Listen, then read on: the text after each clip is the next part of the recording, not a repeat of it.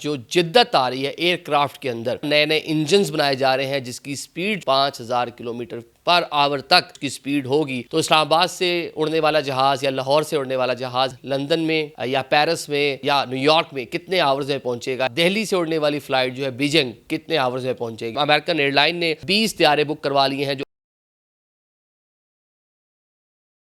अस्सलाम वालेकुम नाज़रीन, मैं हूँ आदिल निज़ामी और आप देख रहे हैं मेरा डिजिटल चैनल। आज का व्लॉग एविएशन इंडस्ट्री में बूम के हवाले से है, किस तरह ये इंडस्ट्री तरक्की पा रही है, साथ साथ जो जिद्दत आ रही है एयरक्राफ्ट के अंदर।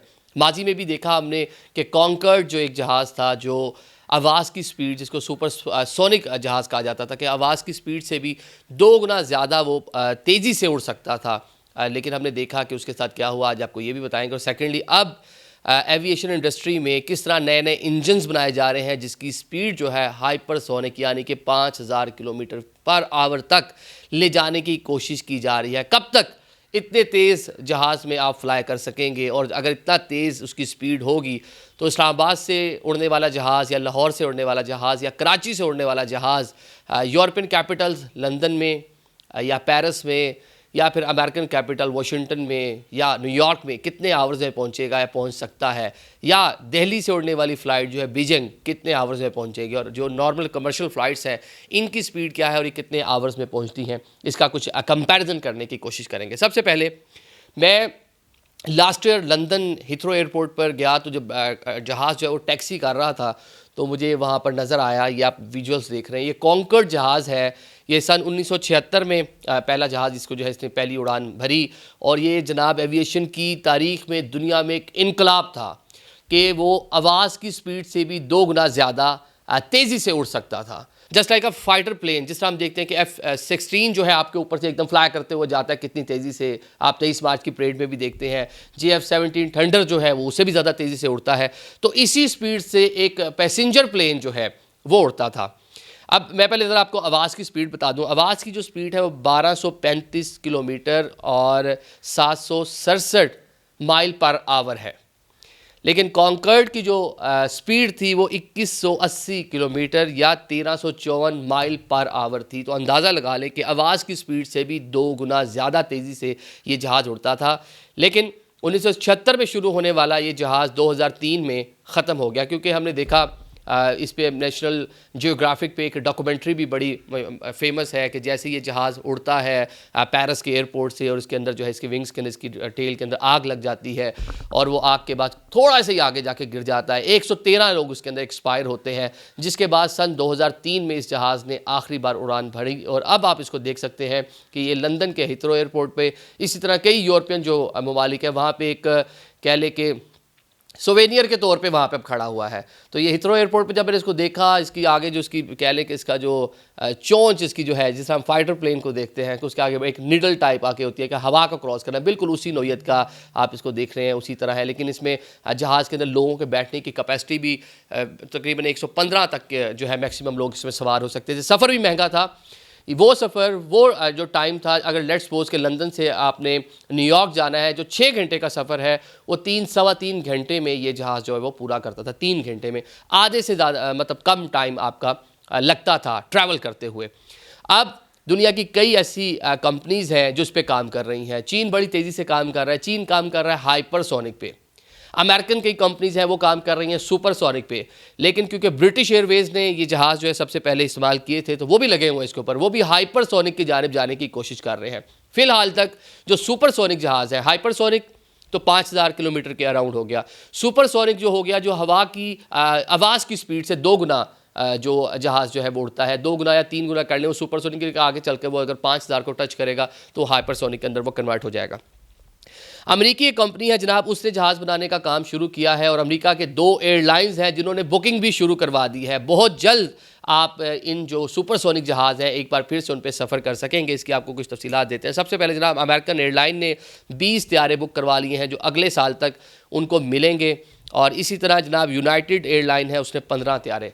लेकिन ये एयरलाइन जहाज़ तो ले लेंगी, लेकिन 2030 तक उसको ऑपरेट नहीं कर पाएंगी। 2030 तक कह लें कि उसको प्रैक्टिस करेंगी, या उनकी जो है क्या इसका नाम है, अपने जो अमला है उसकी ट्रेनिंग का अमल जारी रहेगा। अकेली खाली फ़्लाइट्स उड़ाई जाएंगी, उसके मुख्तलिफ नौइयत के एक्सपेरिमेंट किए जाएंगे। ऑल दो जो कंपनीज हैं वो भी एक्सपेरिमेंट वगैरह करके ही इनके हैंड ओवर करेंगी। अब जो ये बताया जा रहा है, जो ये जहाज़ है इनको ओवरचर्स त्यारे जो है वो कहा जाता है।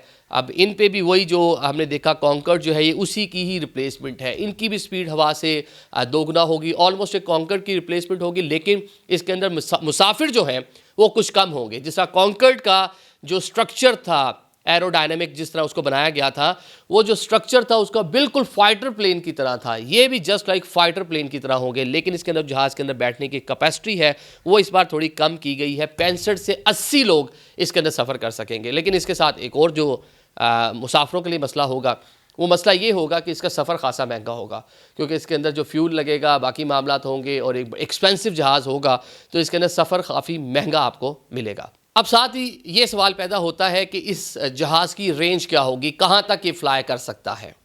हमने देखा कॉन्कर्ड भी उसका जो फोकस रहा वो यूरोप तक रहा या अमेरिका तक उसने फ्लाई किया होगा। ये जो जहाज़ इनकी मैक्सिमम जो रेंज है, मैक्सिमम जो इनका फ्यूल इनके अंदर डलेगा जिसमें ये फ्लाई कर सकते हैं, जो जा सकते हैं, तो इनकी जो रेंज होगी वो 7800 किलोमीटर्स होगी। अब इसमें हम देखते हैं कि पाकिस्तान से अगर कोई परवाज़ उड़ती है तो कहाँ तक जा सकती है, या किसी यूरोपियन कैपिटल से पाकिस्तान आने वाली फ़्लाइट कौन कौन सी ऐसी कंट्रीज़ हैं जहाँ तक कि पाकिस्तान भी ये जहाज़ जो है वो फ्लाई कर सकेगा। सबसे पहले अगर हम इस्लामाबाद टू लंदन डिस्टेंस देखें तो 8500 किलोमीटर का ये डिस्टेंस है, लेकिन जहाज़ की रेंज है 7800, तो लिहाजा लंदन से इस्लामाबाद फ़्लाइट आना तो नामुमकिन है। तो ये तो कह लें कि कैंसिल हो गया। तो इब्तदाई तौर पे यही लग रहा है कि ये जो जहाज़ है ये फ़्लाई करेंगे विद इन यूरोप। ये जहाज़ जो है वो फ्लाई करेंगे बिटवीन यूरोप टू अमेरिका। अगर हम लंदन से न्यूयॉर्क का डिस्टेंस देखें वो 5570 किलोमीटर्स बनता है, तो वो भी इसकी रेंज में आता है। तो अभी हमें शायद टाइम लगेगा, हमें थोड़ा फोकस करना पड़ेगा चाइना की जानिब। अगर चाइना सुपरसोनिक या आगे चलकर कोई हाइपरसोनिक जहाज़ बनाता है तो उसे शायद हम अवेल भी कर सकेंगे, जो हमारी ये कंट्रीज़ हैं, हमारी जो रीजन है। लेकिन फ़िलहाल जो यूरोपियन या जो अमेरिकन टेक्नोलॉजी सामने आ रही हैं, तो ये विद इन यूरोप ये इनका ज़्यादा फ्लाइट ऑपरेशन होगा और यूरोप टू अमेरिका इनका फ़्लाइट ऑपरेशन ज़्यादा हो सकता है। थोड़ा सा हम जो नॉर्मल जो कमर्शियल फ़्लाइट्स जो फ्लाई कर रही हैं उसमें और इसका भी ज़रा कंपैरिजन करने की कोशिश करते हैं। जो नॉर्मल फ़्लाइट्स हैं उनको बोलते हैं जनाब सबसोनिक स्पीड्स के ऊपर वो उड़ती हैं। जो कॉन्कर्ड है या अवर्चर्स जो तैयार किए जा रहे हैं, जो यूनाइटेड एयर या अमेरिकन एयरलाइन लेने की ख्वाह है और 2030 तक आपको हवाओं में उड़ते हुए नज़र आएंगे, उनकी स्पीड जो है वो सुपरसोनिक है, यानी कि आवाज़ से 2 गुना। इसी तरह जो हाइपरसोनिक है, हाइपरसोनिक की स्पीड जो है आवाज़ से 5 गुना है, मतलब कि 5 टाइम्स ज़्यादा।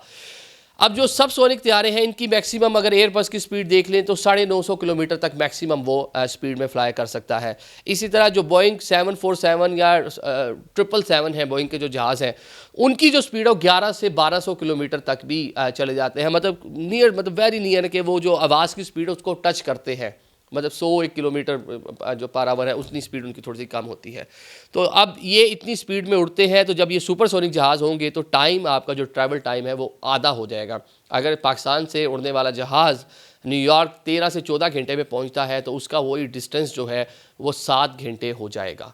तो ये देखें, ये एविएशन इंडस्ट्री में ये बड़ा एक कह लें कि इनकलाब आ रहा है। लंदन का जो सफ़र है अगर वो 7 से 8 घंटे लगते हैं तो वो देख लें कि 4 घंटों पे आपका जो है वो सफ़र हो जाएगा। बल्कि चाइना ने एक इसके बारे में एक रिसर्च अभी मैंने देखा जब मैं ये व्लॉग कर रहा था कि बीजिंग से दिल्ली का सफ़र कितना होगा। अभी ये डिस्टेंस जो है 8 आवर्स लगते हैं जो कमर्शियल फ़्लाइट है, लेकिन जब सुपरसोनिक जहाज़ बन जाएगा तो यही सफ़र जो है ये आपका 30 मिनट, उन्होंने जो BBC की रिपोर्ट थी, जो रिसर्च था उसके मुताबिक वो सफ़र अगर इस्लामाबाद से लाहौर का जो डिस्टेंस है, एरियल डिस्टेंस, जहाज़ का जो डिस्टेंस है वो जस्ट 30 मिनट्स का है, तो ये जनाब न्यू दिल्ली से बीजिंग जो चाइना का शहर है वहाँ तक का जो डिस्टेंस है वो जस्ट बन जाएगा 30 मिनट का। तो एविएशन इंडस्ट्री में ये कह लें कि इनकलाब आ रहा है, लेकिन ये चीज़ें अभी टाइम टेकिंग है, इसको टाइम लगेगा। अब ये सारी बातें सुनने के बाद शायद आपके माइंड में आ रहा होगा कि फ़ाइटर प्लेन किस स्पीड से उड़ते हैं। तो फ़ाइटर प्लेन थोड़ा सा आपसे, हम पाकिस्तान में बैठे हैं तो इसी का बता देते हैं। GF-17 थंडर जो है, जब उसका कंपैरिजन करते हैं राफ़ेल के साथ या दीगर तैयारों के साथ, जो उनकी स्पीड है अगर उसको हम देख लें तो ये 1900 से 2000 या 2100-2200 किलोमीटर पर आवर की स्पीड में, मतलब वही जो कॉन्कर्ड की स्पीड थी उसी पे उड़ते हैं। इसी तरह हम अगर अब F-16 की बात कर लें तो 13 से 1500-1600 किलोमीटर पर आवर की स्पीड तक उड़ता है। तो मतलब कॉन्कर्ड जो था वो इन दोनों फाइटर प्लेन से ज़्यादा तेज़ी से उड़ता था। तो अब देखते हैं कि कब आप या हम इस जहाज़ में सफ़र करेंगे, लेकिन इसमें सफ़र करना जो है महंगा भी होगा और शायद थोड़ा मुश्किल भी हो। इसमें थोड़ा एक फ़ियर का एलिमेंट भी होगा कि इतनी तेज़ी से जहाज़ फ्लाई करेगा। Let's see. Thank you so much.